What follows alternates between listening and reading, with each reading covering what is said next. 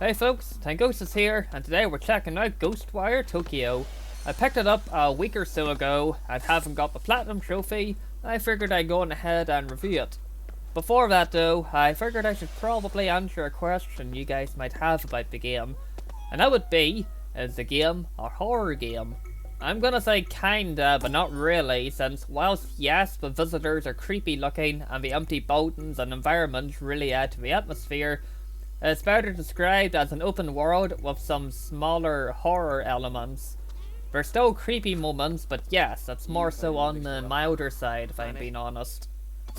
So with that out of the way, let's go on ahead and hop on into the review, shall we?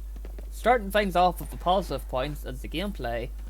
As I said, it's an open world game, but with a small twist being that you have to cleanse these torii gates to clear out the fog to explore more of Shibuya. I should add that the fog kills you, so you can't go anywhere you fancy right off the bat. Open world aside, the combat and the exploration was also both pretty good fun. I definitely quite enjoyed it now myself. Up next is enemy designs for the visitors. Real talk, they did a fantastic job with them, especially the Lamentations, if I said those right. They look like the Kizus from Monster Hunter, but as a spirit and more ugly, but in a good way. But they have done a fantastic job with the visitor designs. And up next is the environment. I really enjoyed exploring Shibuya, discovering the landmarks and fighting collectibles, and overall just taking my time taking in the sights. Honestly, you could land on a skyscraper and just take a big look around you and you'll see what I mean. And lastly is accessibility. The game allows you to adjust some settings such as removing time limits for areas as well as adjusting subtitle sizes, disabling the head bobs and motion blurs and the like. So looking at the negatives though, my only main issue was the movement system. To put it simply, you can go across streets using the glide ability. While it is cool and handy, there were some moments where I would glide into a gap on a roof where I could climb up, but for some reason the game wouldn't register it and I would instead fall to the street. Thankfully there's no fall damage, and many buildings have outside staircases for you to work your way up again, but it was honestly more of an inconvenience when climbing on a roof didn't work if you were using the gliding. But looking at the neutral areas, as I mentioned before folks, it's more so gonna be a matter of if you like the light horror elements, since that's probably the only main thing that folk will want to consider.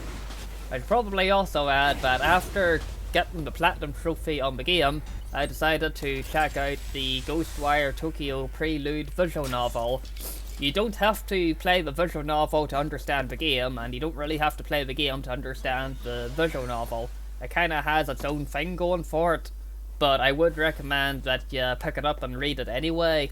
It's a free download, and it's only half an hour or so. Mind you, I am a fast reader, so I've already reviewed it. It was also really good, but I'm just letting you know right now, I do recommend that you give the prelude visual novel a read as well at some point, if you're planning to play Ghostwire Tokyo.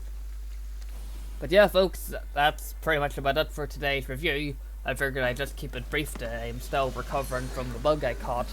I still have a touch of a cough and all that, but that concludes my review of Tokyo Ghostwire, or Ghostwire Tokyo. Hopefully you guys enjoyed the review. I'll leave in the gameplay here so you guys can see the gameplay in action and all that. But cheers for watching folks, and I'll catch you next time.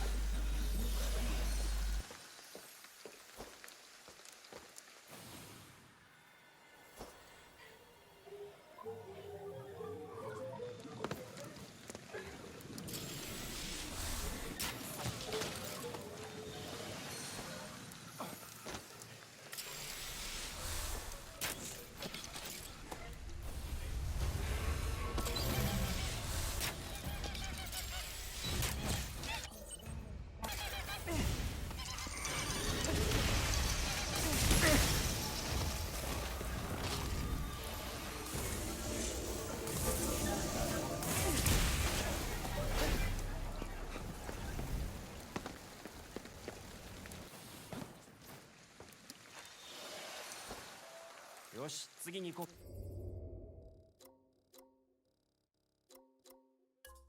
うか。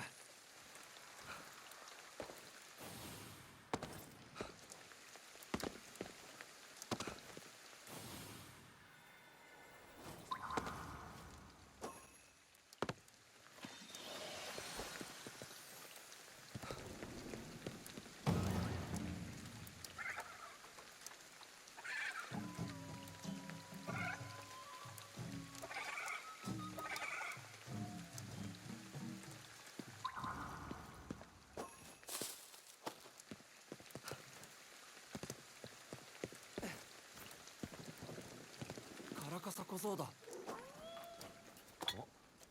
なんだ。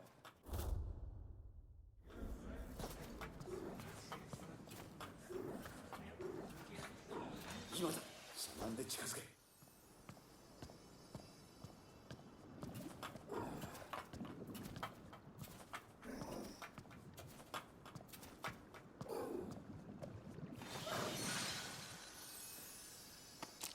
大事に使えよ。